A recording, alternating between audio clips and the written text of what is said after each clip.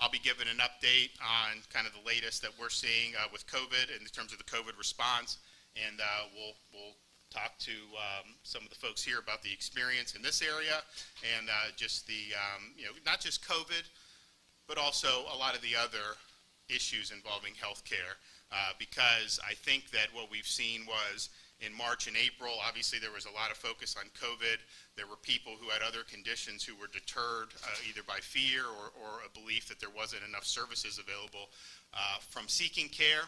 And so now you have hospitals across the state that are dealing with those same patients who are in more acute conditions. And so we want to obviously send the message that the virus is an important issue. It's obviously something we're working hard on, and I know a lot of people in Florida have taken a lot of appropriate measures, and I think it is paying off. I think we'll see that very soon.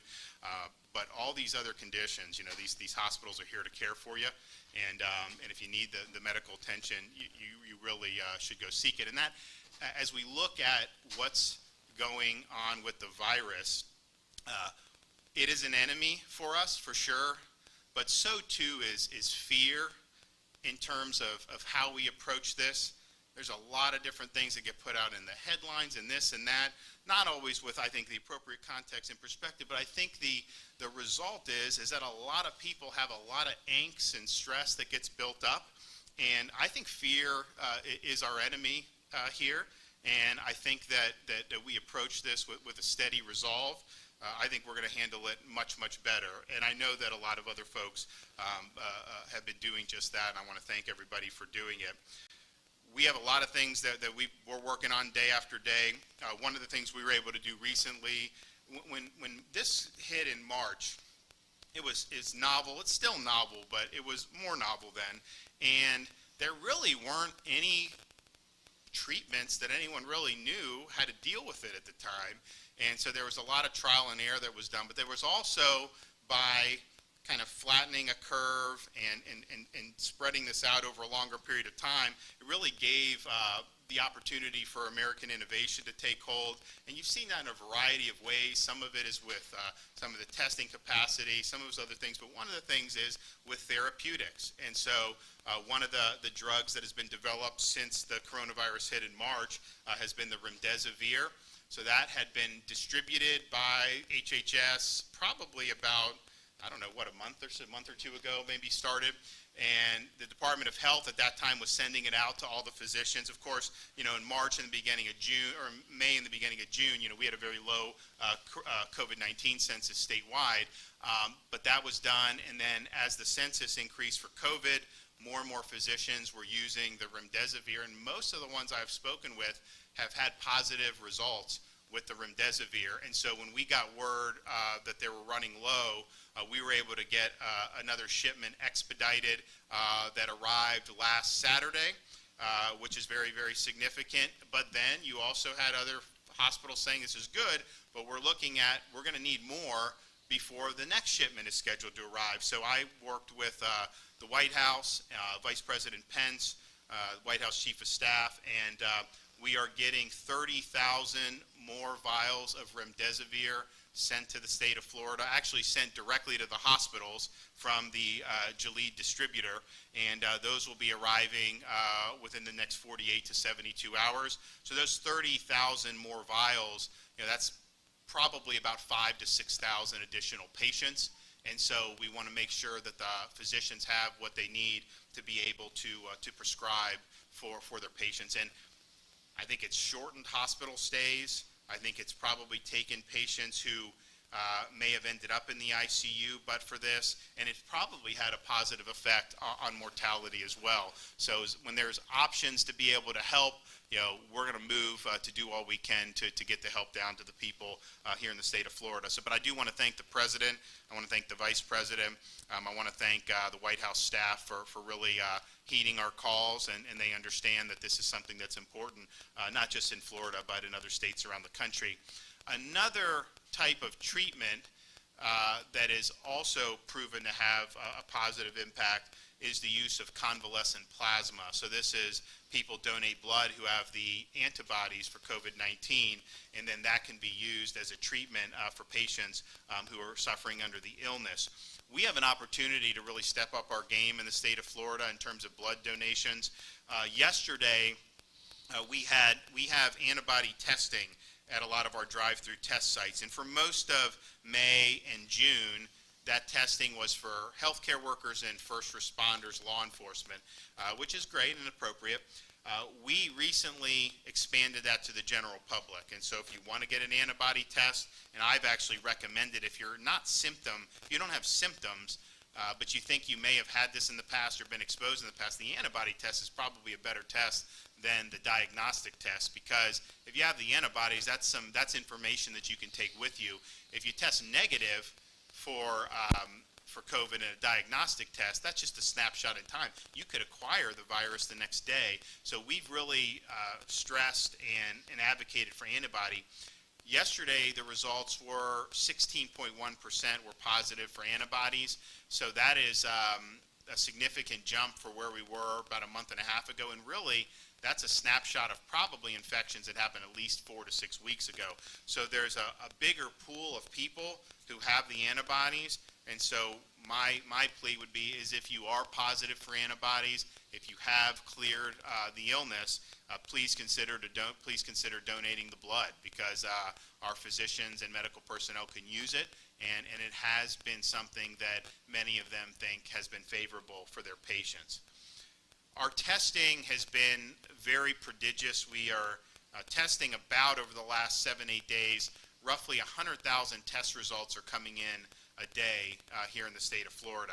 And to put that in perspective, I mean, at the height of the March, April, some of the states that were the most hardest hit, they were testing 20, 25,000, 30,000 a day, and it wasn't their fault. There was just a limited ability. So this is a huge number of tests, but I think it's also important to understand, who are we testing, and how, when you see cases and that, what does that really mean? So we have all these drive-through sites throughout the state of Florida and other types of sites, but we looked at one of our drive-through sites, the Hard Rock Stadium down in Miami-Dade County, and we asked people when they were coming in why they were coming in, what prompted them, all this. And what we found is 80% of the folks who were going through that drive-through testing site were not exhibiting any coronavirus symptoms. Some of them just were curious. 25% just said they were just curious about knowing whether they were infected. Some others said that this is employment related, and their company that they work for wanted them to get tested. Some said, I don't have symptoms, but I think I may have been exposed to somebody. So that's a huge number of people that are testing who have not developed symptoms and have not displayed any illness. Consequently, when we see cases, there's a huge percentage of those cases where the people are either asymptomatic or minimally symptomatic.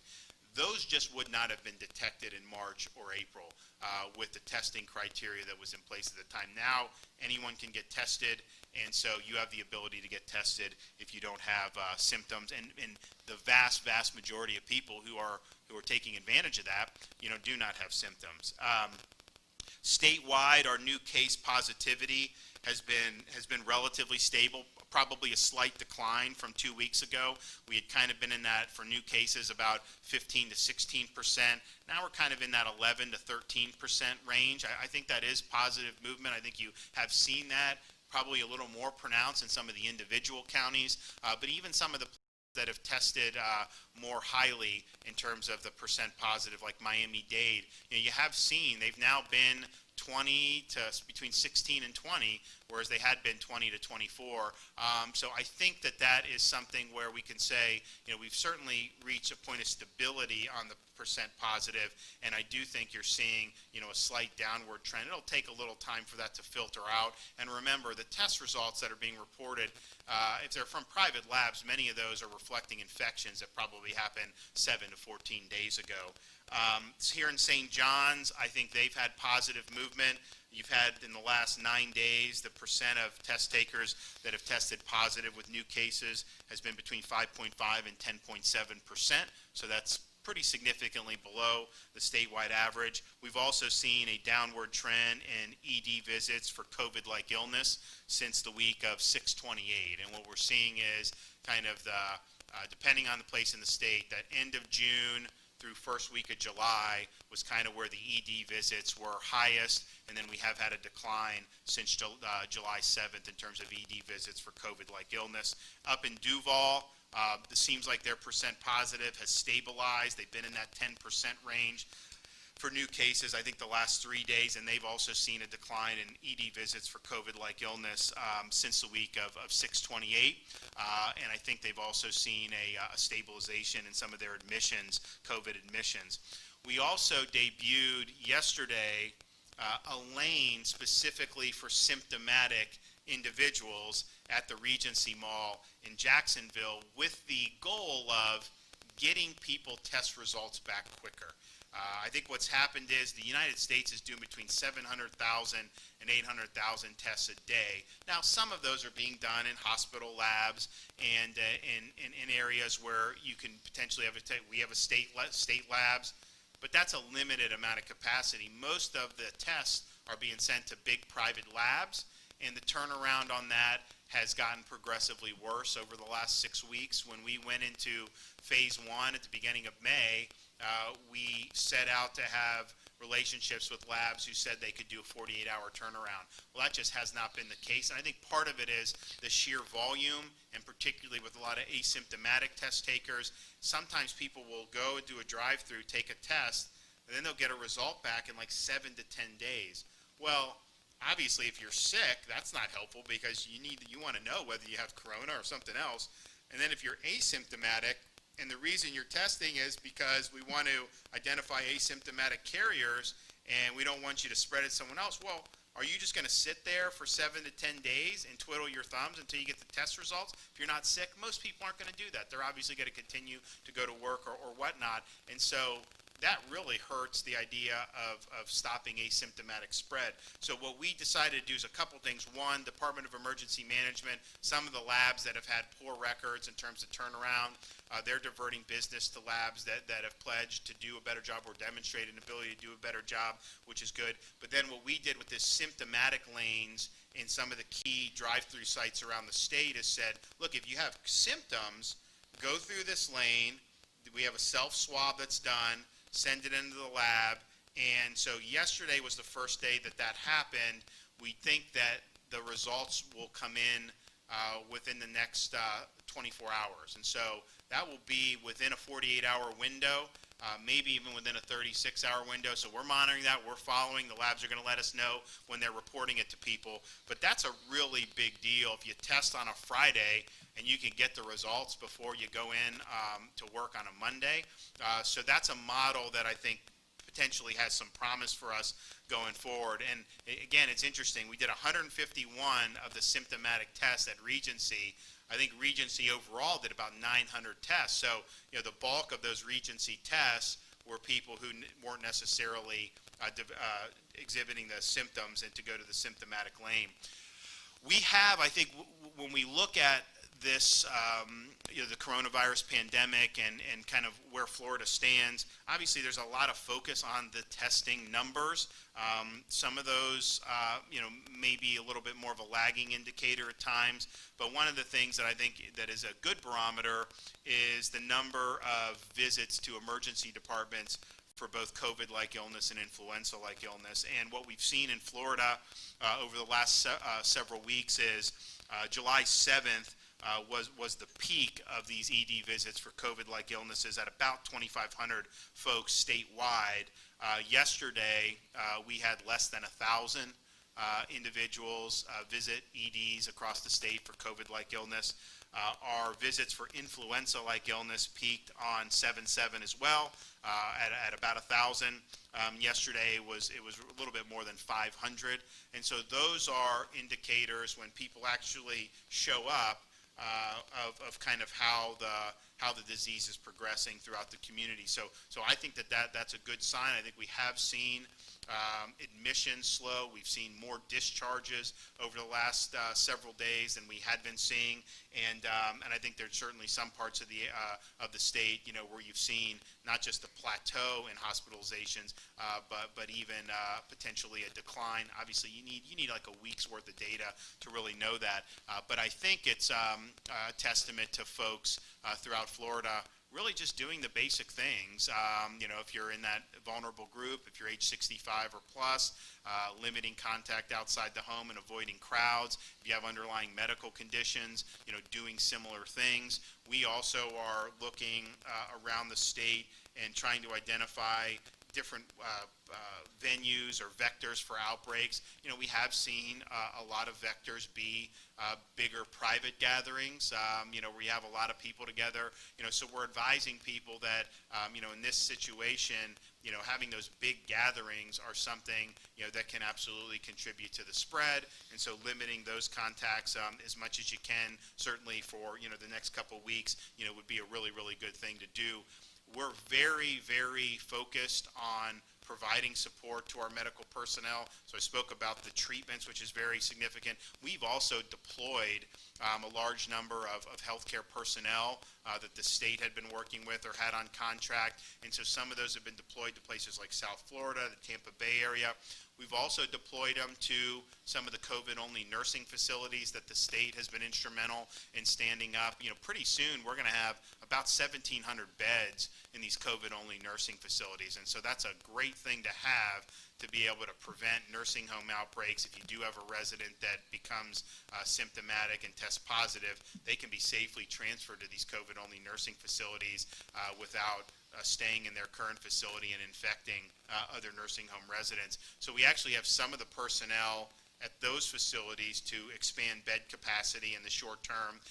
And then we also had an instance up in North Florida where you had 50 members of a staff of a nursing long-term care facility test positive. I think they were all asymptomatic, but obviously they've got to be taken out of circulation, and so the state has put about 25 nurses down there. So we hear kind of what hospitals are looking at. The personnel and the medications have kind of been the two things, and so that's been our strong focus, to be able to do that and to be able to help them. So it's an honor for me to be here. I'm always glad to be back in St. Johns County. It's a heck of a good place to live, and you guys are doing a great job. So do you want to take it away and offer us some comments? Yes. Thank you, Governor. And let me begin by thanking Governor DeSantis for his leadership and his commitment to the state of Florida, and certainly Florida's First Coast. We truly appreciate you being here in St. Augustine, the nation's oldest city. I've been honored to serve on the Children and Youth Cabinet. I likewise appreciate the First Lady's unwavering commitment to Florida's youth, including supporting our BRAVE program for children's mental health support here in St. Johns County. I also want to acknowledge our courageous caregivers, some of which are here with us today. Our physicians, our nurses, our therapists, who day in and day out answer the call of those in need during this pandemic. As others run from the burning building, these are the heroes that run in. These are unprecedented times, and while we at Flagler Health have weathered many challenges in our 131 years of serving our nation's oldest city, we recognize that deep partnership and innovation are critical to overcoming the challenges of this health crisis. We applaud the governor and his team for their steady support of this community. Secretary Mayhew and Surgeon General Rivkees have been constant and attentive to the needs of the First Coast. Our mission at Flagler Health is a community one. Our commitment to improving the health of the communities we serve extends beyond physical treatment. We're equally dedicated to addressing social and economic impacts caused by COVID-19. As part of our community mission, we have established and underwritten a community testing site on our St. Augustine campus, providing free testing to thousands of First Coast residents. This testing has yielded a 9% positive rate with a mortality rate in St. Johns County of 0.66%.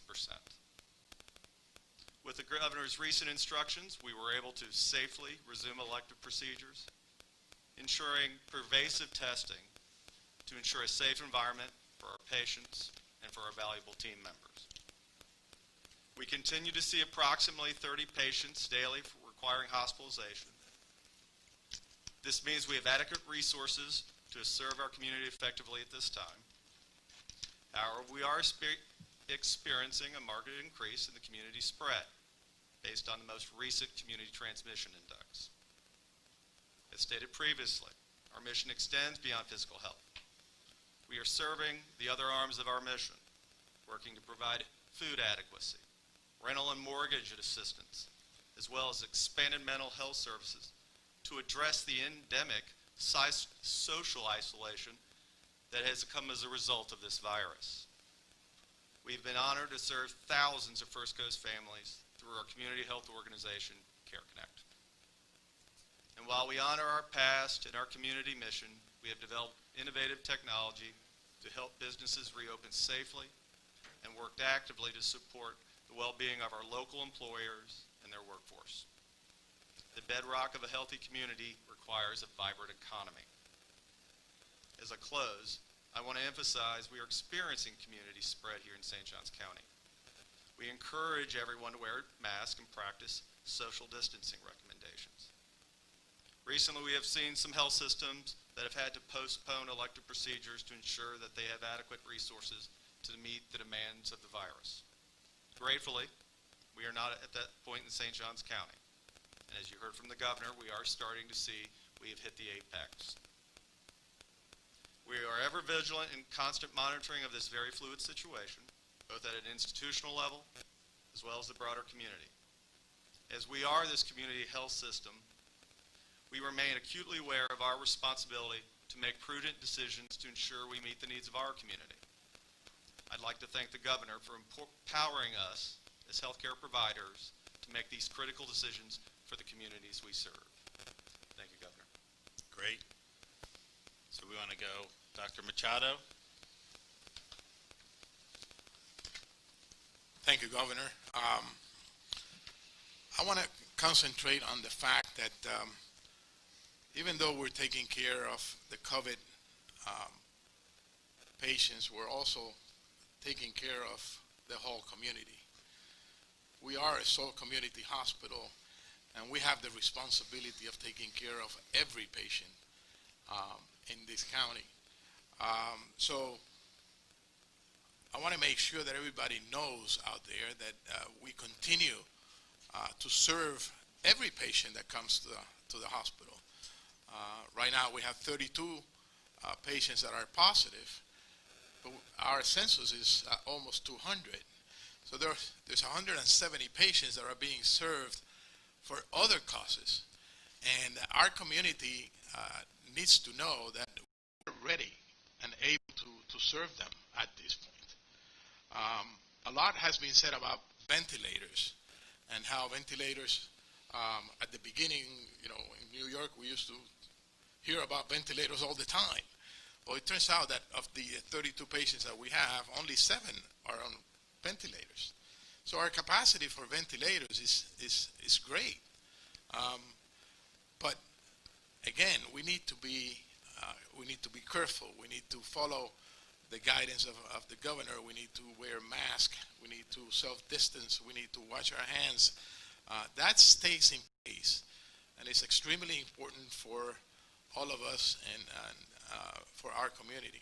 I want to thank the governor, not only for coming to the hospital, but also for being so informed and having so much information about our county and the people that we serve. Thank you, sir. Thank you. We also have Dr. Javier Aduin, critical care specialist here at Flagler Health. Thank you, Governor. From our standpoint, we are very content. We need to accept that there have been difficult times, but the way the situation has been handled so far, it has been satisfactory. We have been, as Dr. Machado was saying, able to isolate COVID patients from non-COVID patients. Therefore, we have been able to take care of both populations. Now, from the medical standpoint, we have had the opportunity to provide the patient with the care that we think is good for the patient. Particularly talking about COVID-19 patients, the three kind of treatment that are unique and have been shown benefiting the outcome of the patient that include the remdesivir, the convalescent plasma, and the use of dexamethasone for those patients that require oxygen, we have been able to provide to the patient. So we have been felt the support from administration and I'm assuming for the government that nothing has been denied to us to take care of the patient. The result is that our mortality in this hospital is way below the mortality in everywhere else. No, thanks. And yeah, I think it should be said. I mean, I think you said the case fatality rate was what, 0.66? But when you calculate that, the cases we get only capture a certain number of the infections. There's obviously way more people that have an infection. So an infection fatality rate would be the fatalities, divided by the number of actual or estimated infections, which would mean that is even lower. And I think that's a testament to the great work that you guys have been doing. What can you just talk about the evolution of how these patients have been handled? I know you guys didn't have as many patients in March and April as you've seen recently, but before there was before people were doing the plasma, before people were doing the remdesivir. Someone came in late March. What was kind of the protocol, and then how has that evolved? Well, we have two different waves. At the beginning, we have a high wave, but honestly, we were fortunate that still that mortality was good. Yeah. But then after that, we have a decrease in the numbers until 2 weeks ago that we have a new surge. But the important thing for us is that even that we are handling significant number of patients, still the mortality has remained less than 1%. So that for us, at the beginning, we didn't feel the high mortality because we didn't have it. Now, the other thing that I would like to take the opportunity, because you mentioned that when we're talking about treatment, it's important to understand that the remdesivir and the dexamethasone are something that depend on the laboratory to make them. However, the convalescent plasma depend on the community because those are the patients that the plasma is obtained from patients that fully recover from the COVID-19 infection. So therefore, the supply of the plasma is going to depend on the amount or the number of patients that recover from the COVID-19. So what's your supply looking like right now for convalescent plasma? Well, so far we have been acceptable, but we sometimes there is a delay, which is a very, very important point because what the study has shown is that the convalescent plasma, the potential beneficial effect is better when it's given in the early stage of the disease. So, but although we have it, sometimes there is delay in a few days that can affect the outcome of the patient. Now, if somebody wants to give, can they come to this hospital to give, or is it all through blood banks? No, the way for the donation, Yeah. There's a link that the Flagler has a blood bank that can. Oh, so right. So that's why I guess people, because sometimes people, I know, people know that there are different entities that do the blood donations, but if they go to like your website, there'll be something where they can do it. Correct. And then what? The steroid. Do you use all three, the convalescent plasma, the dexamethasone, and then... The convalescent plasma and remdesivir are for every patient that comes to the hospital. Yep. The dexamethasone is only for those patients that need oxygen, either on the vent or oxygen supplementation. Those studies show that the mortality improves when we use that. And you were not using that in March at that time? We're kind of hit and miss because there has been an evolving and dynamic process. At the beginning, all the authorities were saying that was not a good idea, that then next week it was a good idea, until finally the studies came, and particularly the study that came from Europe, from England, that was the biggest study showing the beneficial effect. That what made the change. Yep. Dr. Machado, can you just talk about, I had mentioned it, and I know we had talked earlier, did you guys see a decline in visits for heart and stroke in March and April like we saw throughout the rest of the state? And then if so, or even if not, are some of the patients you're seeing now for things other than COVID more critical because of not seeking the care that could have potentially helped? Absolutely. What happened was, all of a sudden, we were looking at each other and say, so what's happening? Where are the stroke patients? Where are the cardiac patients? How come we're not seeing them in the emergency room? Well, a lot of people were having symptoms. They were just scared to come to the hospital. So all of a sudden, we opened the elective surgeries, elective procedures, and then we see an influx of patients coming in to be tested and to be treated. And at this point, we're back to normal. But yeah, we did see an influx of patients coming back, I suppose you can say. Right now, we're full throttle with all our cardiac procedures, all our interventional radiology. We are doing approximately 70 cases of elective surgery between our surgery department and our surgery center. So we're pretty much back to normal. The only thing that is not back to normal at this point is the visits to the emergency room. Yeah. We're still seeing people scared of coming to the emergency room, which should not happen. I mean, we have a system that has now proven itself for the past 5 months that we are able to keep patients separate, and we can treat safely the patients that need it. Yeah, and I would just reiterate, I mean, you know, the fear factor is a really, I think negative influence on just the community, not just dealing with the virus, but just thriving as a community, having society function well. But when you have folks that still are fearful of coming to the hospital for chest pains or something, look, this is one of the safest places you can be. I mean, of course, they're taking all types of efforts to make sure that corona patients are appropriately isolated. They understand that and probably better than ever. And these conditions aren't going to get better if you don't seek the care. And I don't think we're going to know immediately, but eventually we will be able to figure out the mortality increase linked to people being fearful for getting care. Is, you know, as important as the coronavirus is, I mean, if you look at the number of people, you know, that die from heart every year, I mean, it's very, very significant. And so by not getting care, you know, the mortality will unfortunately likely increase there, and that's a big problem. And so I think what Flagler is showing is, you know, they're dealing with the corona patients as they come in. It's an important part of what they do.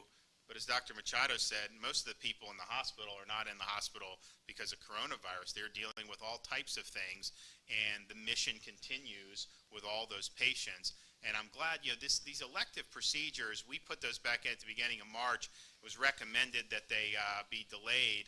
And, you know, I don't think that was a terribly effective policy. That was, I think, recommended by the CDC.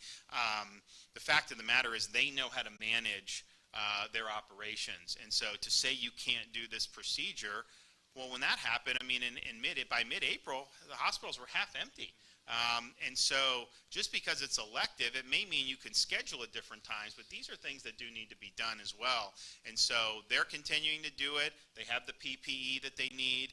If they see a change in the COVID census, then they can make appropriate changes here on the ground level. But that's a much better approach than kind of a ham-fisted prohibition that was really what had been put in place nationwide, I think, effectively that last time. And you do see other areas, you know, some other parts of the state that have had more traffic in terms of COVID patients into the hospitals. You know, they've made the different decisions. And so even, you know, some of the bigger systems in South Florida, you know, you have increased COVID patients, but their overall census is basically the same in the last 30 days, and that's how you manage these things. But it's really important, I think, that that the hospitals have the ability to meet the needs of the community, and I think you guys are doing a good job here. Now, do you have?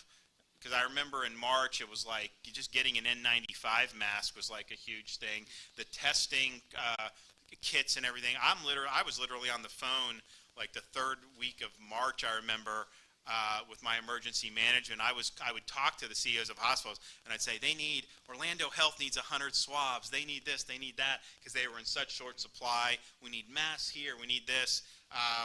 It seems like, from everyone I've talked to, the whole PPE situation is much better, that those supply lines are really fluid now. Are you guys in a good spot with both the testing and the PPE? Testing and the PPE. The issue continues to be in the access, the remdesivir, and the staffing, as you mentioned earlier. But from the standpoint of PPE resources, we have more than adequate supply.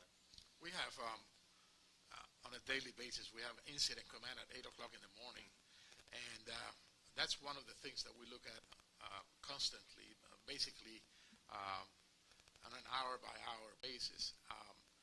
But our staff has been incredible, and ordering, making sure that we have everything we need. It's been now 5 months of being on top of it, and we plan to stay that way for a while longer. So, but so far, we've been able to take care of our patients. So, yeah, no, it's really, really important. I also just like to say, earlier this week, the First Lady and I were down in Tampa talking about mental health, because when you have a situation like this, obviously I've talked about the angst and the fear that so many people have felt, and part of that is concerned about what the virus may do, but quite frankly, what we found is, for a lot of people, it's concerned about some of the fallout that's happened with some of the changes that have happened to our country since March. People concerned about making ends meet, putting food on the table, what's going to happen with their kids, what's going to happen with school, all these very pressing things that really do weigh on a lot of people, and we can't forget that is a huge part of what we're dealing with right now. And one of the things that I think has been tough, and I don't know what your policy is, but I know for a while most of the hospitals were not allowing visitors. Where are you guys on that? Are you still not doing that? We're still restricting visitation at this point. Now, the challenge to COVID is, for those that are acutely ill, this is a very isolating virus, and we have made concerted efforts to make sure that we engage the family members through technology. Now, of course, for extenuating circumstances like a delivery, or if someone is terminal, we certainly make exceptions for folks, because but I'd say one of the greatest casualties to this virus is the isolation, and that is from the standpoint of what we've seen in terms of incidents, in terms of increased use through our mental health services. We've seen double-digit increases dealing with the concerns around social isolation. Yeah, I think it's been hard on a lot of families to have one of their loved ones in hospitals, and not just for corona, but for other things, and then not be able to be there under certain circumstances. Those are really critical moments in life, and that's been a huge negative effect of this. Another thing that we've seen is, very early on in the process, I think it was the middle of March, in the state of Florida, we restricted visitation to our long-term care facilities. And the reason we did that was because we saw that this virus had a disproportionate impact on folks who were elderly, particularly those who had one or more comorbidities. And we were concerned about traffic in and out of there, bringing the virus in, and that would lead to major outbreaks. Of course, we also instituted mandatory screening of all the staff. We required the staff to wear PPE, and then the state shipped huge amounts of PPE to all our long-term care facilities, and then we've tested the residents and the staff, and now we do periodic testing of the staff to try to identify infections before they can bring it in there. So there's been a lot done to try to protect those most vulnerable from having the virus go in, but we have to acknowledge, and I've certainly done it, that that's coming at a huge price, because when you don't allow visitation, and obviously the reason is because you can't be sure if someone's going to come in and they may spread it, but when you're not allowing visitation, that takes a huge toll. And yes, the state has done stuff, the facilities have done stuff to connect with technology and to do the best you can, but that's not a substitute, for that in-person interaction. And, we had a story here in Northeast Florida that was recently, in the newspaper about Mary Daniel. So her husband is at a memory care center, and obviously the visitation is limited, and she was understandably very, very interested and very insistent on figuring out a way to be able to see her husband. And so what she did was decided to take a job as a dishwasher at that memory care center. So she's screened just like every other staff member is, but then she's able to see her husband again. And so, that's an example of resilience in the face of a very difficult situation. And I just want people to know that I'm sensitive to those. When we do a policy like the visitation limit, ban on visitation, trust me, I know that that's not cost-free. And if I could, lift that tomorrow without fearing negative consequences, we would do that, and we look forward to a day when we can do that. But in the meantime, I think people like Mary are finding ways to connect with their loved ones, and that's a really, really great thing. With that, I'll take some questions. Yes, ma'am.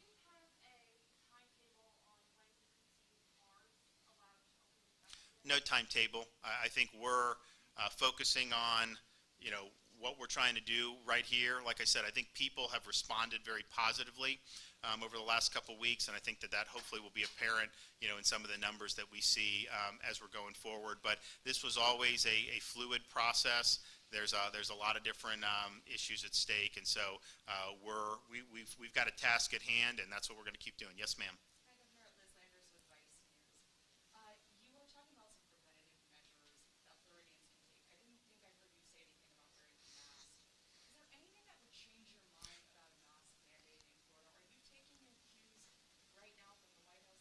No, I'm not involved at all. So we put out at the end of April, when we did our phase 1, we advised that folks wear facial covering, particularly when they can't physically distance. We've also advised senior citizens to limit contact outside the home and to avoid crowds.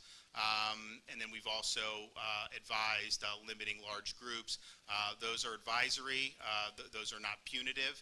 And I think if you look, we have in most of the places that have most of the cases, like Miami-Dade and Broward, they've had compulsory mandates in place since April.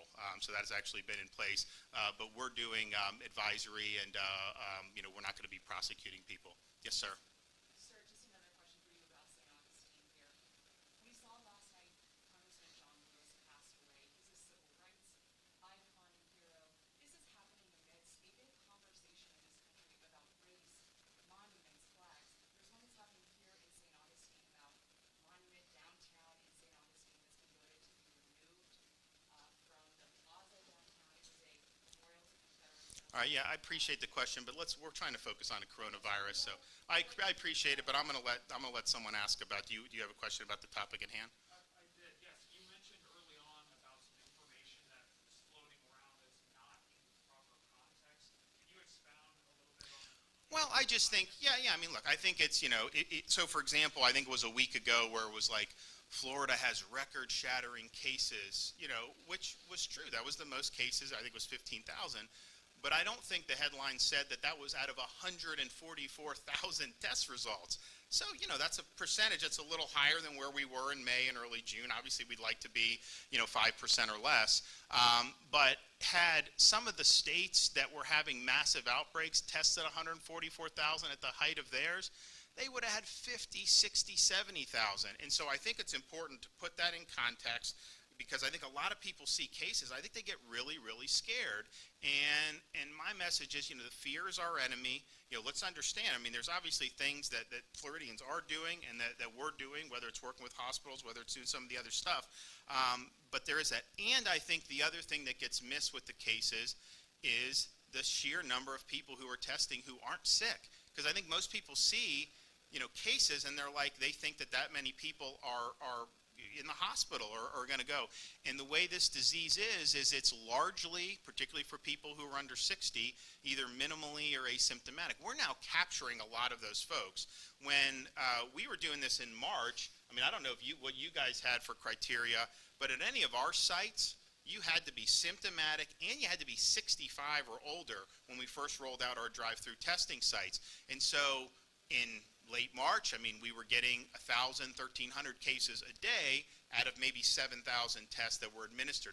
Part of the reason we did it that way is because we were concerned, or we just were limited, and that there was not a lot of testing in the country compared to what we have now. So I think just with the cases, people should just put it in the context. You know, you look and see, it seems like the U.S. has more cases now than it did in March or April, not just including Florida, the whole country. But if they were testing like we are now in March and April, it would have been way, way more throughout the country. So that's just something that I think people should understand, put it in the proper context. But the idea that, you know, when we're testing 100,000 people a day, and the majority of the positive tests are people who are either asymptomatic or minimally symptomatic, that's something that's important for people to know. A lot of people are wondering about recovery, the recovery numbers. Can you speak at all as to why the state, the Department of Health, isn't releasing? I don't think it's that they're not releasing it. I think it's just, you know, not all states have done that, and they just haven't been doing that. I mean, I think that the view is basically, you know, you look at the cases, you have the case fatality rate. So in Florida, I think ours is about 1.5%. Nationwide, I think it's about 4%. And so you do the deduction that the folks, you know, once they get a certain part, they kind of clear the illness, but they're not going back and saying there. I know Texas is, I know some other one was. I kind of wish we would do that. But that's just not something they've done from the very beginning. But I do think that that's important to just point out to people. I mean, you know, if you guys have someone in the hospital and you give them treatment and you discharge them, you know, they're likely have recovered at that point, or they certainly will. Most of the people who probably test positive at your walk-up site here, you just send home and tell them to isolate, and then they recover. And so that's a good thing for people to know, that people do clear the illness. And, you know, obviously have the ability to donate convalescent plasma to be able to help folks who may be suffering more. That's another issue with just kind of what we've seen since our, you know, testing really started to go up in terms of the numbers of positives, the positivity rate, is the huge numbers of cases between the ages of 20 and 44. And that's obviously a very low-risk group. If you look at the case fatality rate there, it's incredibly small. And if you take out comorbidities, it'd probably be close to zero. But they test positive at a higher rate, particularly the 20 to 30. You know, their positivity rate, I think, for the whole pandemic is close to 16 or 17%, whereas the senior citizens, they're in single digits with that. Well, that really matters. And I've said, long before we had increases in cases here, I would say from a clinical perspective, the number of cases isn't as important as where those cases are falling on the spectrum. In other words, if you had 1,000 cases for people in their 20s, that's probably going to have less clinical impact than if you have 100 cases at a long-term care facility. I just have one more quick thing, and I'm Joe McLean with News for Giants in Jacksonville, by the way. Yep. I wanted to ask you, could you quickly comment on the letter that your office received from the Florida chapter of the American Academy of Pediatrics? I believe the letter was sent Thursday, and it speaks about school reopenings and some recommendations from the state chapter of the AAP. Were you I haven't had a chance to review it yet, but I know that the general view of pediatricians that kids should be in school. Obviously, there's a lot that goes along with that, but particularly I would say, you know, the primary school kids. If you look at that, the evidence in terms of, we obviously know low risk for the illness, but their transmissibility, there's very little transmissibility from the primary school to adults, which, you know, because when we talk about kids' safety, that's kind of paramount. But then you have adults, you have teachers, you have people that work in the cafeteria, all this other stuff. What risk would they be in? And I think it's pretty clear from all the studies that have been done, particularly in Europe, that if you're somebody who's an adult and in like a primary school, the chance of you getting infected is almost entirely from another adult rather than from one of the younger kids. And so I think that that's something that we're going to do. But I'm going to be doing a lot more personally, getting involved to just help some of the school districts. I mean, I think that we have different parts of the state that are dealing with a different type of epidemic. And so you look at like a Miami-Dade versus a St. Johns County. Yeah, that's a big difference in terms of what you're seeing. I think the one thing I think is really important is, parents should be able to make the decision that's best for their kid.